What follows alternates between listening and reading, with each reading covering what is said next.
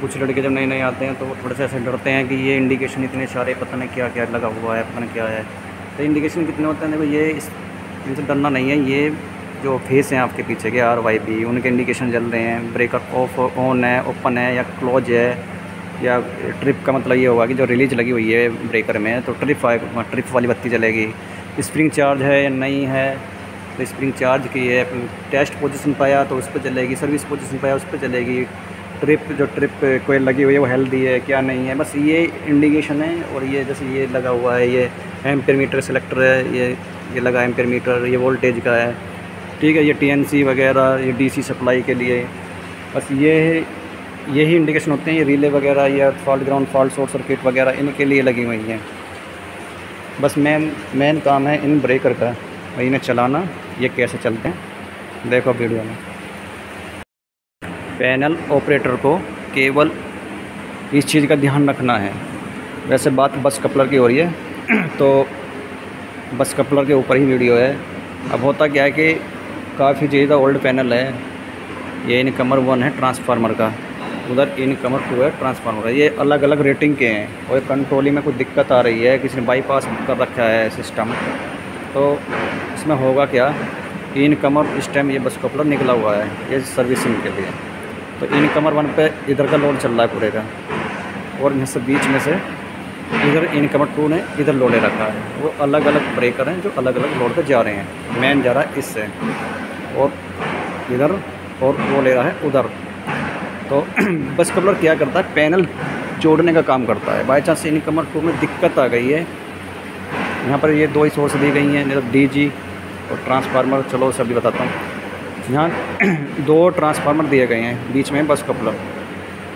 By chance incomer 2 में दिक्कत आ गई है तो हम क्या करेंगे, बीच में दिक्कत आ गई है, ब्रेकर ऑफ है और बस कपलर को ऑन कर देंगे। तो ये इनकमर 1 है इधर, तो इससे जुड़ जाएगा।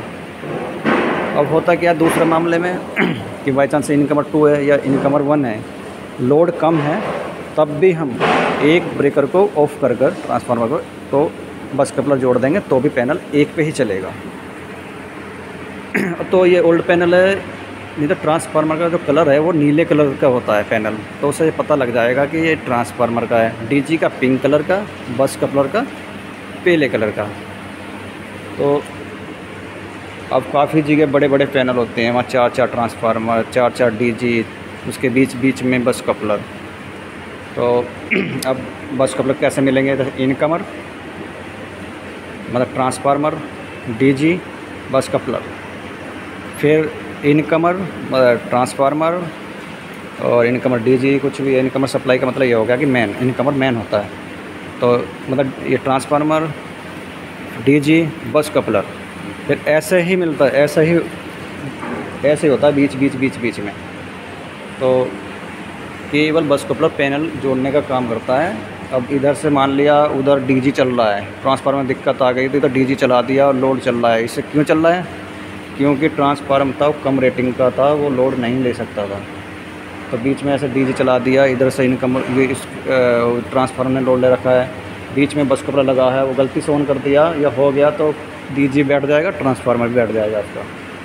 तो बस कपलर का काम पैनल जोड़ने का। क्या हम 2 ट्रांसफार्मर के बीच बस कपलर को ऑन कर सकते हैं? एक स्थिति में कर सकते हैं,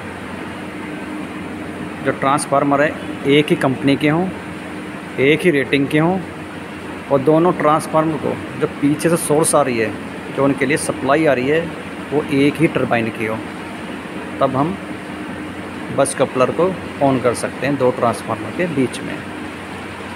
ऐसे ही जो DG है, DG 2 DG के बीच में जो बस कपलर लगा हुआ है उसे भी तब ऑन कर सकते हैं, तब उसके RPM वोल्टेज मैच होंगे, उसे बोलते हैं सिंक्रोनाइज। और सिंक्रोनाइज मैच होंगे तभी जाके दूसरा ब्रेकर भी ऑन हो जाएगा। तो ऐसी स्थिति में कर सकते हैं, अन्यथा बिल्कुल नहीं कर सकते, धमाका बोल जाएगा।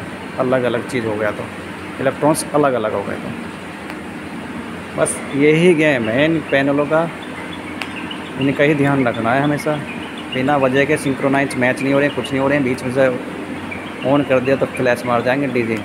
ऐसे ही है कि दोनों ट्रांसफार्मर अलग अलग रेटिंग के हैं, अलग अलग सोर्स आ रही है तो भी मार जाएगा।